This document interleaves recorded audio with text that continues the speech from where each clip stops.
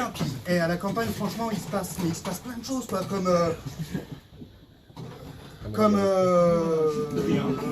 l'agriculture.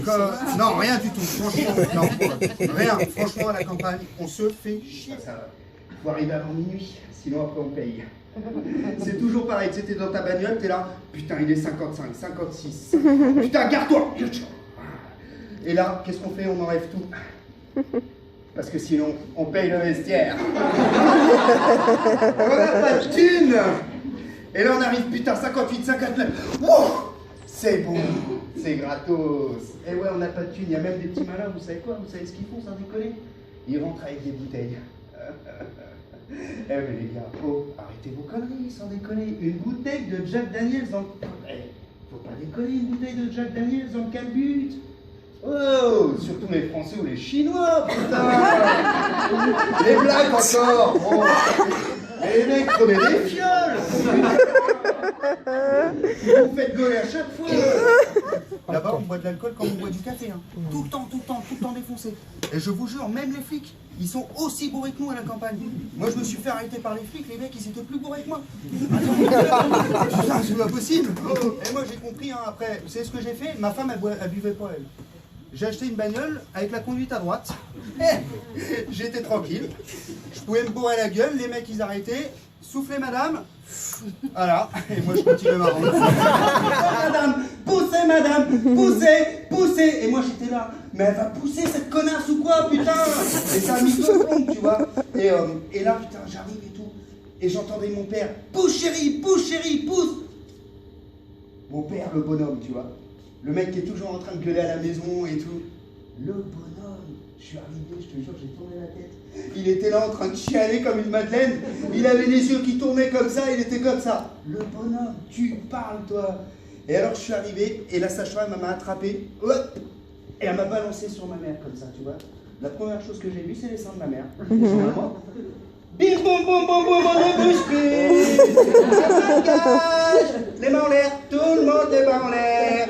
Hop, devant moi, d'habitude j'aime bien, mais là tu vas devant. Quoi? Sinon quoi? Je te pique avec mon glace. J'arrive à la visite, oh, il y avait au moins 60 personnes qui étaient là en train d'attendre pour la même visite. Je dis non, c'est pas possible, je me serais cru à la sécu. Oh là là, ni une ni deux, j'ai tapé sur l'alarme, j'ai crié au feu. Oh, ils étaient tous là, comme ça. Hop, du coup, tranquille, j'ai fait la visite, tout ça, au 5e étage, sans ascenseur, tu vois. Et là, tu découvres ton splendide 12 mètres carrés. Ya. Eh, sans déconner, ils nous prennent pour des rooms, hein, les mecs qui nous prennent. Je te jure. Ils optimisent les trucs, mais c'est un truc de ouf. Quoi. Tu dors entre le micro-ondes, la gazinière et les chocs, tu vois. C'est un truc de ouf. Celui qui est au bout, s'il a envie d'aller pisser, je peux te dire qu'il réveille tout le monde dans le bordel, tu vois. Excusez-moi. Alors quand t'as pas l'habitude du métro, ça fait bizarre aussi le métro hein, quand même. Hein. Wow, les gens ils sont stressés, ils courent, t'as l'impression qu'ils font un marathon. Et moi j'aimerais qu'on m'explique un truc, les escalators. Pourquoi il faut toujours se mettre à droite? Parce qu'il y a des mecs qui passent en courant, tu sais. J'ai jamais compris le délire. Ben prends l'escalier mec. C'est comme si tu prenais l'ascenseur et que t'escaladais plus vite que l'ascenseur. Je vais te défoncer. Je vais te démonter. Et moi, bulldozer. Je vais te démontrer. Bulldozer. Oh non, puis alors je peux pas bouger. Et un jour, moi j'étais dans le métro, j'étais comme ça, je tenais là-bas. Je suis en métro. Hein. Et le métro il avance et tout. Au bout d'un moment, il y a une grand-mère à côté de moi. Je dis madame, excusez-moi, mais là, c'est pas la barre que vous tenez.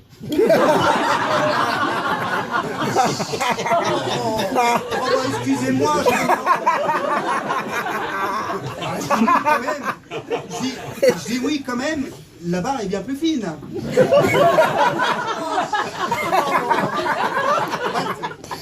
Je me disais bien, plus on avance, plus la barre grossit.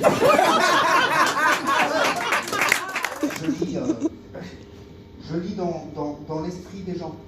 Toi je vois, toi je vois, toi je vois, toi non.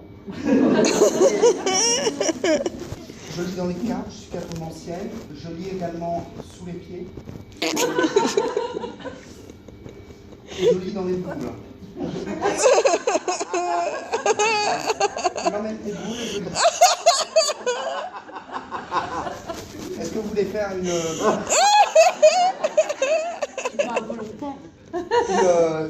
j'ai un volontaire pour faire une voyance en direct.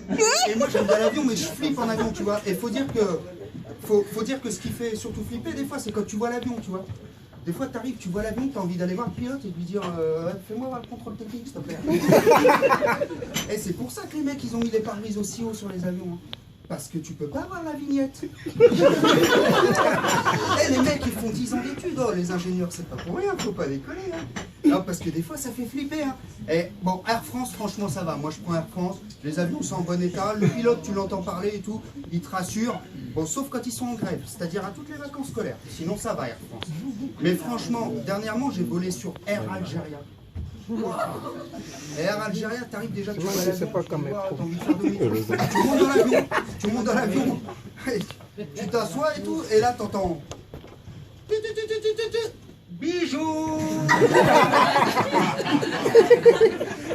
Bienvenue dans notre 737 à destination d'Alger. Inch'Allah. Ici les commandants Ben et son copilote Laden. L'équipage Ben Laden qui vous souhaite la bienvenue.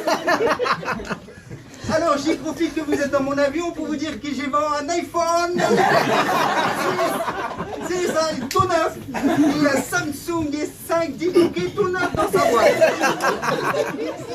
Et n'oubliez pas les tout nouveaux services chez Air Algéria, la dépose à domicile au bureau.